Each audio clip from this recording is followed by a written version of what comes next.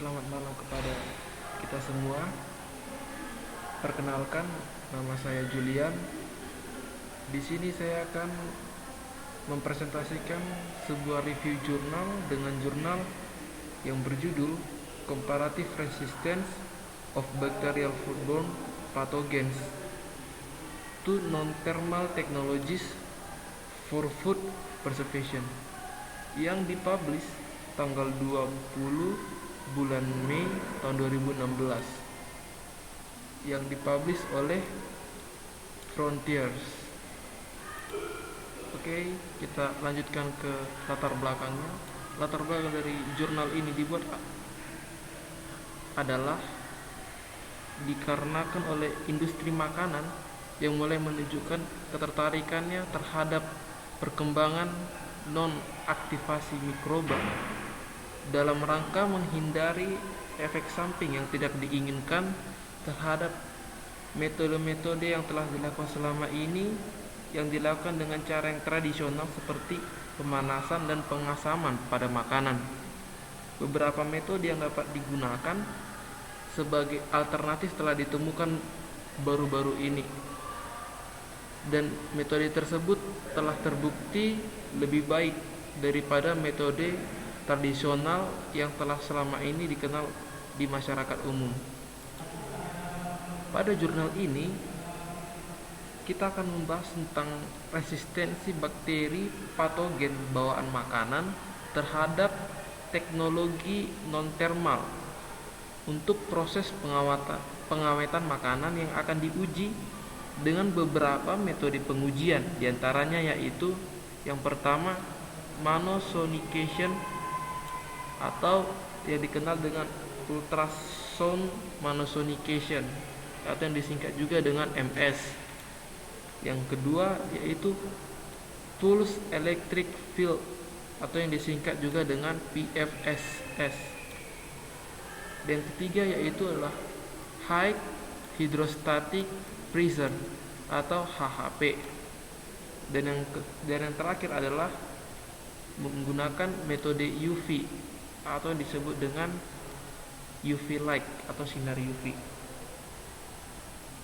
Nah, saya akan mulai membahas tentang yang pertama, yaitu adalah manosonication atau yang disingkat dengan MS. Manosonication ini menggunakan gelombang suara dengan frekuensi 16 sampai 18 kHz.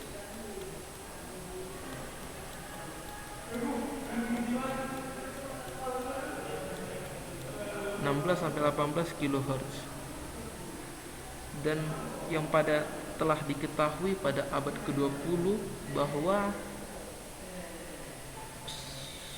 suara ultrasonik itu dapat menghasilkan efek baktericidal pada bakteri dan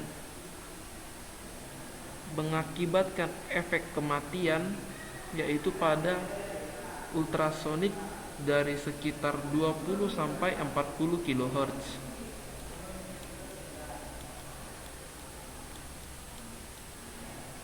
Sampai 40 kHz.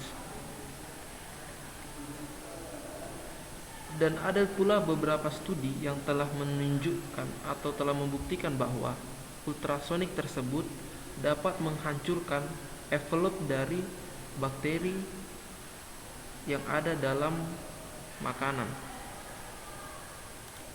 Baiklah, kita lanjutkan yang kedua, yaitu adalah pulse electric fields atau PEFS. Nah, pada metode ini dilakukan dengan durasi yang ternyata cukup singkat, yaitu durasi dari 1 sampai 100 nanosecond, dan menembakkan gelombang elektrik atau yang dikenal dengan high electric field pulse itu sebesar 10 sampai dengan 50 kilovolt per cm areanya. Metode ini telah dibuktikan ternyata cukup ampuh untuk menonaktifkan mikroorganisme yang terdapat dalam makanan tersebut. Tetapi ada sedikit kerugiannya, yaitu dapat mengubah sedikit saja kualitas nutrisi yang terdapat pada makanan tersebut. Dan next, yang ketiga adalah High Hydrostatic Pressure atau HHP. Metode ini mengaplikasikan dengan penggunaan tekanan hidrostatik sebesar 100 sampai 15.000 MPa pada produk makanan yang akan diuji.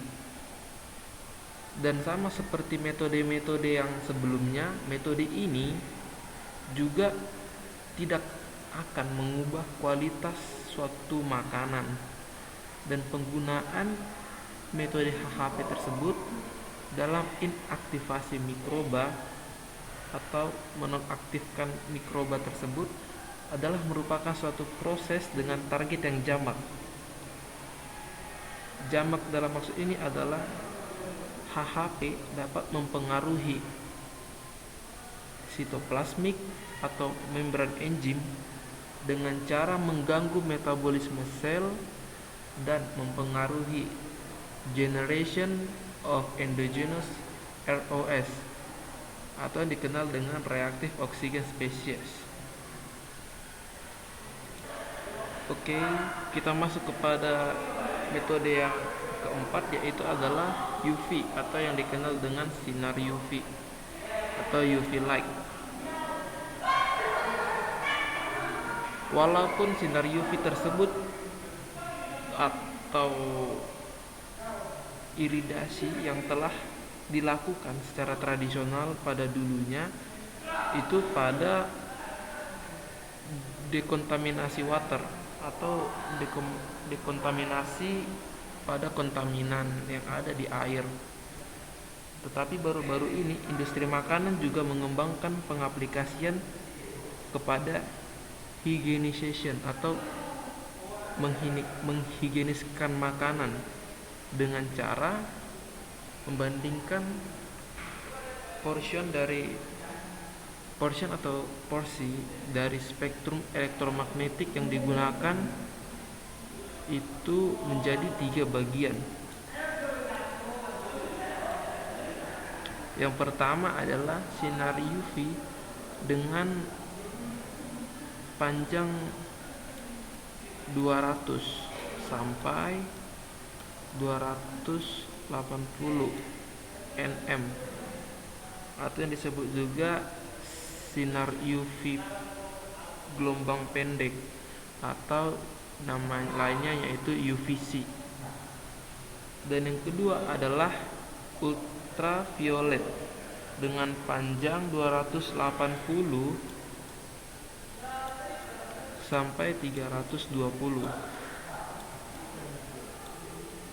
yang disebut juga dengan UVB atau ultraviolet dengan gelombang yang sedang. Dan yang ketiga yaitu adalah sinar UV dengan panjang 320 sampai 400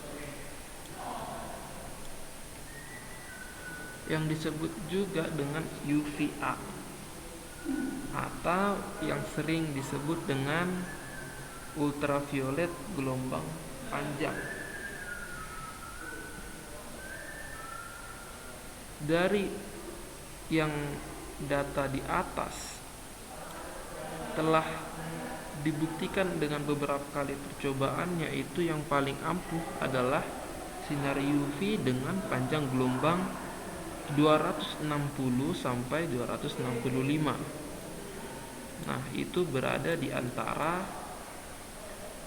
sinar UV gelombang pendek atau UVC dan sinar UV gelombang sedang, yaitu lanjutkan berdasarkan ketiga rentang yang ada, yaitu 200 sampai 280 yang disebut dengan UVC, 280 sampai 320 disebut dengan UVB, 320 sampai 400 disebut dengan UVA. Nah, panjang gelombang yang paling baik itu yang paling ampuh digunakan untuk menonaktifasikan mikroba yang terdapat pada makanan seperti yang telah diuji, yaitu adalah panjang gelombang sinar UV dari 260 sampai 265, dan itu ada di kelompok UVC. Jadi seperti yang diketahui, UVC itu baik atau ampuh untuk digunakan sebagai preservation food. Dan apa yang terjadi bila di atasnya, yaitu adalah akan mempengaruhi komponen penyusun lain dari makanan tersebut seperti protein, atau mempengaruhi makhluk hidup yang lain seperti genetik materialnya akan dipengaruhi juga oleh sinar UV tersebut. Dan bakteri yang digunakan pada metode-metode yang tadi telah saya jelaskan, yaitu adalah yang pertama, kita akan menggunakan bakteri S. aureus atau Staphylococcus aureus. Yang kedua, kita akan menggunakan Listeria monocytogenes. Yang ketiga, kita akan menggunakan Escherichia coli. Baru yang keempat adalah Salmonella sp. Yang kelima adalah Chronobacter sakazaki. Dan yang keenam yaitu adalah Campylobacter jejuni. Lalu kita lanjutkan kepada hasil data pengujian. Nah, telah didapatkan hasil bahwa ragi dan jamur itu ternyata lebih sensitif terhadap metode uji yang ada di atas tadi, tetapi mereka itu lebih resisten dibandingkan dengan bakteri vegetatif lainnya terhadap pengujian UV. Dan juga berdasarkan data yang ada pada PFS atau Pulse Electric Field, itu PFS tidak akan berpengaruh terhadap kelangsungan hidup dari spora, dan mereka juga resisten terhadap metode HHP atau High Hydrostatic Pressure. Bahkan mereka masih dapat hidup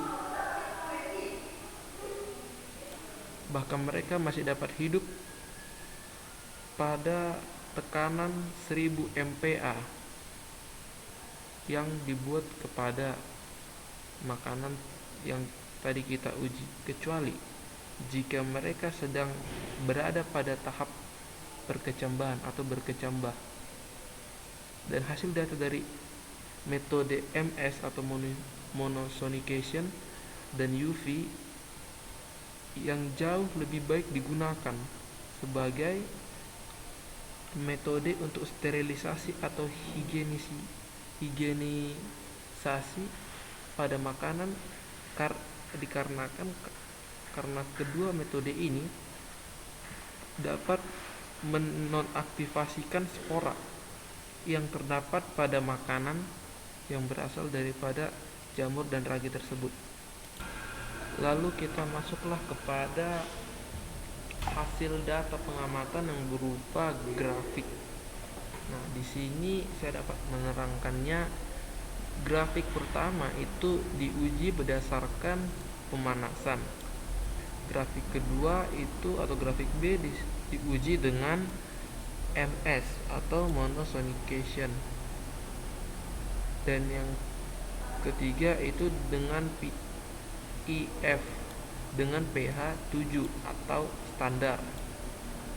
Dan ini adalah PEF dengan pH 4 atau dalam keadaan asam. Dan ini adalah dengan metode HHP. Dan grafik yang terakhir itu berdasarkan metode uji UV. Dan dapat kita lihat dari grafik yang ditunjukkan oleh metode uji MS ini dapat dilihat bahwa S. aureus itu berada pada tingkat resistensi yang tinggi. Ini tanda di sini lebih tinggi, itu menunjukkan bahwa resistensinya itu terhadap MS itu lebih tinggi tingkatannya dibandingkan dengan mikroba-mikroba yang lainnya.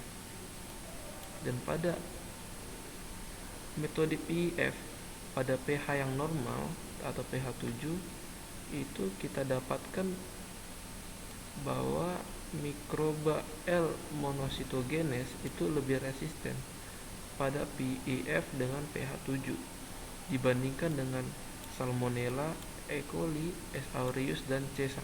sakazaki. Dan pada PEF dengan pH 4 itu kita dapat bahwa C. sakazaki, Salmonella, dan E. coli itu nyaris berimbang. Hal itu dikarenakan karena C. sakazaki, Salmonella, dan E. coli merupakan sama-sama golongan bakteri gram negatif. Mereka merupakan bakteri gram negatif. Jadi tingkatan resisten mereka terhadap PEF pada kondisi asam atau pH 4 itu tingkat resistennya itu hampir sama atau bahkan lebih tinggi sedikit atau terdapat perbedaan sedikit terhadap hasil ujinya. Dan pada metode HHP atau uji HHP dapat diketahui bahwa yang paling tinggi itu tingkat resistennya juga S. aureus. Hal ini ditunjukkan dari baloknya ini lebih tinggi keadaannya dibandingkan dengan E. coli, Salmonella, monositogenes, dan sakazaki.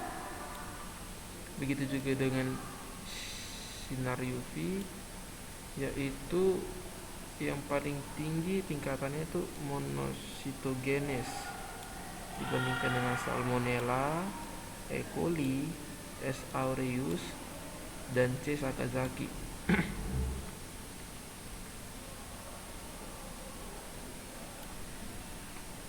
Dan ini adalah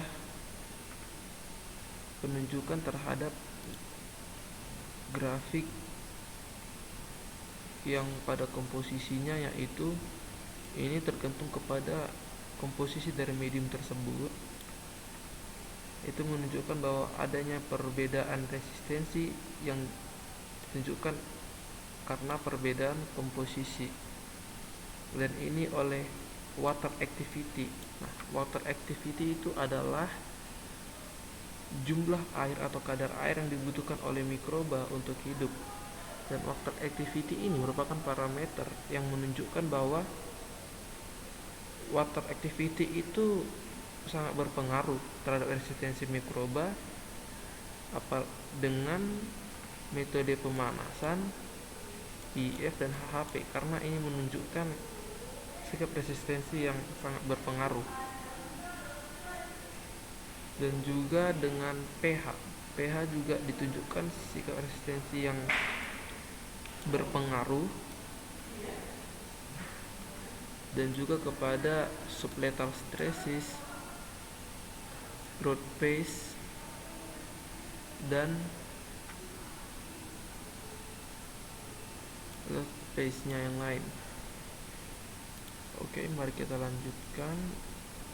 Grafik ini didapat dengan adanya perbedaan perbuatan dari growth phase dan growth temperature. Lalu kita simpulkanlah berdasarkan hasil review yang telah saya buat tadi, bahwa di antara keenam bakteri patogen bawaan makanan yang telah diamati dan dibandingkan pada jurnal ini, itu adalah S. aureus yang paling resisten di antara bakteri patogen makanan bawaan lainnya pada uji MS dan HP. Dan L. monositogenes yang paling resisten terhadap uji UV.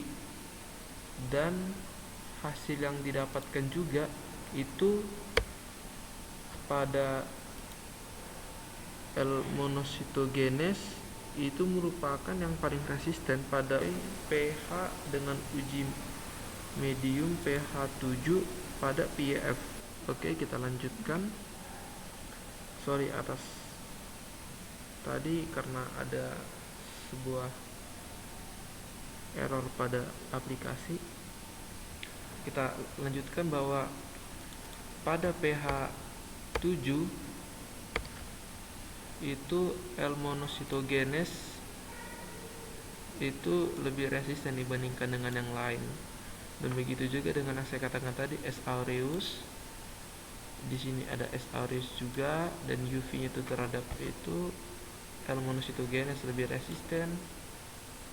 Dan terhadap pemanasan kita menggunakannya sebagai pembanding untuk yang lainnya. Dan untuk pH 4 atau pH dalam keadaan asam itu adalah kumpulan bakteri dari kelompok gram negatif.